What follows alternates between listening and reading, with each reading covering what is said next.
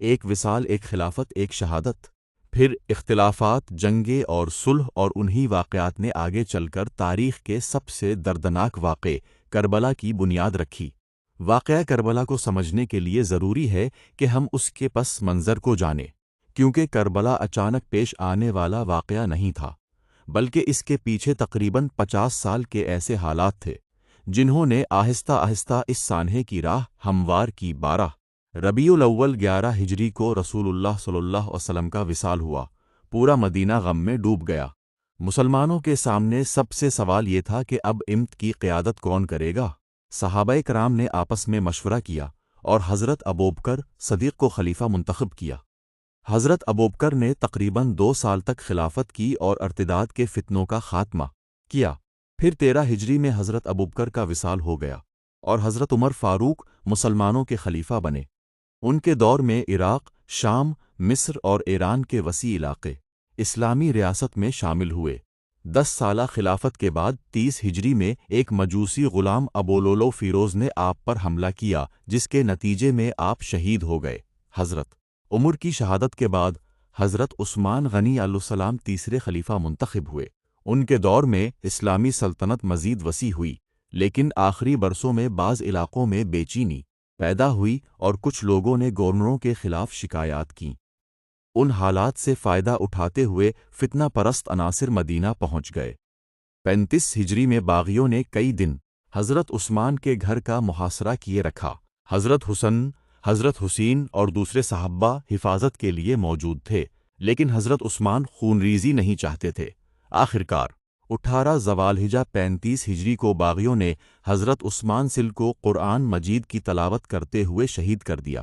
یہ سانحہ اسلامی تاریخ میں پہلی بڑی خانہ جنگی کا آغاز ثابت ہوا۔ حضرت عثمان کی شہادت کے بعد مسلمانوں نے حضرت علی بن ابی طالب کے ہاتھ پر بیعت کی، لیکن قاتلوں کو فوری سزا نہ ملنے کی وجہ سے اختلافات پیدا ہو گئے۔ 36 ہجری میں حضرت عائشہ، حضرت طلحہ اور حضرت زبیر کا موقف تھا کہ حضرت عثمان کے قاتلوں سے پہلے قصاص لیا جائے، جبکہ حضرت علی کا خیال تھا کہ پہلے حالات کو قابو میں لایا جائے پھر قصاص لیا جائے۔ دونوں طرف صلح کی کوششیں ہوئیں اور بات چیت کامیابی کے قریب تھی، لیکن فتنہ پرست عناصر نے رات کے وقت حملہ کر دیا، جس کے نتیجے میں جنگ جمل شروع ہو گئی۔ جنگ ختم ہونے کے بعد حضرت علی نے حضرت عائشہ کو مکمل احترام کے ساتھ مدینہ واپس بھیجا۔ 37 ہجری میں حضرت معاویہ، جو شام کے گورنر اور حضرت عثمان کے رشتہ دار تھے، قاتلوں کے قصاص کا مطالبہ کر رہے تھے۔ اختلاف بڑھا اور صفین کے مقام پر جنگ ہوئی۔ بعد میں ثالثی کا فیصلہ کیا گیا، لیکن اس کے بعد ایک گروہ حضرت علی سے الگ ہو گیا جو خوارج کہلایا۔ انہوں نے شدت پسندانہ رویہ اختیار کیا اور حضرت علی سمیت کئی صحابہ کے مخالف بن گئے۔ 17 رمضان 40 ہجری کو ایک خارجی عبد الرحمن بن ملجم نے مسجد کوفہ میں حضرت علی پر حملہ کیا اور 2 دن بعد 21 رمضان 40 ہجری کو آپ شہید ہو گئے۔ حضرت علی کی شہادت کے بعد اہل عراق نے حضرت حسن بن علی کے ہاتھ پر بیعت کی۔ دوسری طرف حضرت معاویہ شام میں پہلے سے حکمران تھے۔ دونوں لشکر آمنے سامنے آ گئے، لیکن حضرت حسن امت میں مزید خونریزی نہیں چاہتے تھے۔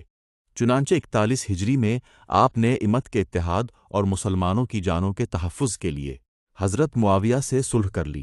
رسول اللہ صلی اللہ علیہ وسلم نے حضرت حسن کے بارے میں فرمایا تھا، میرا یہ بیٹا سردار ہے اور اللہ اس کے ذریعے مسلمانوں کے 2 بڑے گروہوں میں صلح کرائے گا۔ اس صلح کے نتیجے میں خانہ جنگی ختم ہو گئی اور اس سال کو عام الجماعت یعنی اتحاد کا سال کہا گیا۔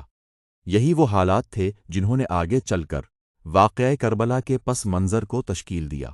حضرت عثمان کی شہادت، جنگ جمل، جنگ صفین، خوارج کا ظہور، حضرت علی کی شہادت اور حضرت حسن کی صلح وہ اہم واقعات تھے جنہوں نے بعد میں پیش آنے والے سانحہ کربلا کی بنیاد رکھی۔ اگر آپ کو یہ تاریخی واقعہ معلوماتی لگا تو کمنٹ باکس میں اللہ تعالیٰ کے 99 ناموں میں سے کوئی ایک خوبصورت نام ضرور لکھیں، مثلاً یا رحمن۔